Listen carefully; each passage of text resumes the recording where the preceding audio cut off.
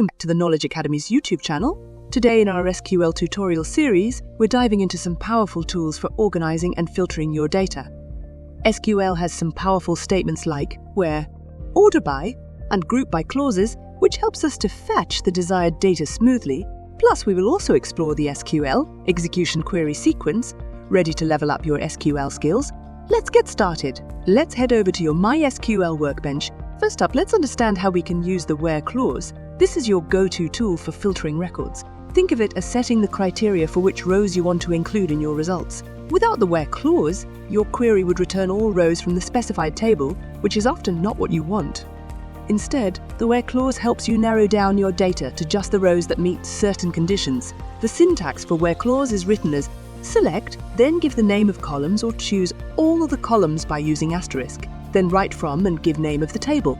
Then comes where clause here. The conditions are specified and then put a semicolon. Let's jump to an example. We will take the Netflix titles dataset again, which we used in the previous video.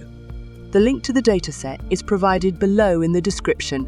Watch our previous video to understand how to import dataset in MySQL. Just to recall, let's just see all the columns present in the dataset. We will write select asterisk from Netflix titles.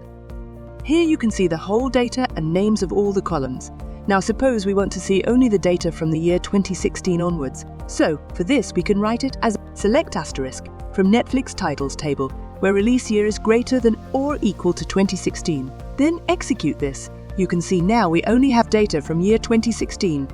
Now let's suppose you want to see only movies data from the table.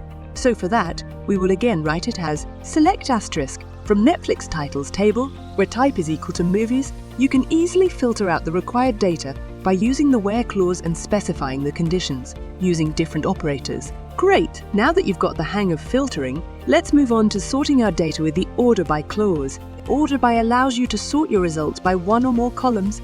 You can sort in ascending order by default or descending order if you specify it. Here's an example. Let's begin with sorting tiles in Netflix data in ascending order. For that in your workbench, write it as select asterisk from Netflix titles, then write order by title, ASC, which means ascending, and for descending order, just change it to DASC. Now suppose you want the data from Netflix table, which are only movies, and you want them in ascending order, so for that, we will write the code as a select asterisk from Netflix titles table, where type is equal to movies, order by titles, ASC. Execute this, and you will get the desired data in the sorted form. Awesome! Now let's get a bit more advanced with the group by clause. Group by is used to group rows that have the same values in specified columns into summary rows like total, average, count, etc. Imagine you want to know the total number of movies each year. Here's how you'd write that query. Select release year and put a comma. Then write count asterisk in parenthesis and name the column as movie count. Then write from Netflix titles table where type is equal to movie. Then write group by release year and order by release year ASC. This SQL code selects the release year of movies from the Netflix titles database, counts the number of movies released each year using count statement. There are many more aggregate statements about which we will discuss in the upcoming videos. Now we use group by to groups them by release year. It then orders the results in ascending order based on the release year. This code provides a clear and concise way to gather information on the number of movies released each year on Netflix and organize the data for easy analysis. Before we wrap up, let's talk about the SQL execution query sequence. This sequence defines the order in which the SQL statements are executed. Understanding this will help you write more efficient queries. Here's the typical sequence.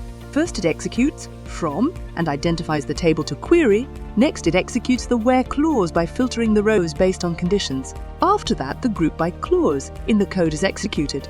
It groups the rows by specified columns. Next, it executes having statement. This filters groups based on conditions used with group by. We will be having more clear understanding of having statement in the next video. Then it executes select statement, which specifies which columns to include in the result. At last, it executes order by statement, which sorts the results. Let's visualize this execution sequence with a complete query.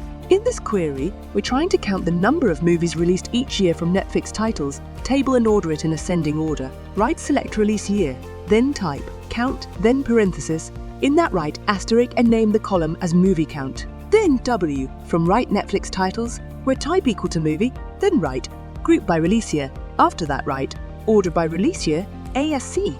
That means in ascending order. Now execute it, you will get the desired data. This SQL query selects the release year and counts the number of movies for each release year from a table called Netflix titles. It filters the data which only has type is equal to movie, then it groups the data by release year, and then orders the results in ascending order by release year. The movie count alias is used to give a name to the count of movies for each release year in the result set. And that's about it. It's a wrap for today. Remember, practice makes perfect. Try out different queries, play around with these clauses and see how they work together. In the next video, we will be learning about aliases and having statements in SQL, and take another step towards learning the super essential skill of SQL. If you enjoyed this video, hit the like button and subscribe to our channel for more exciting and informative content. Don't forget to turn on notifications so you never miss an update.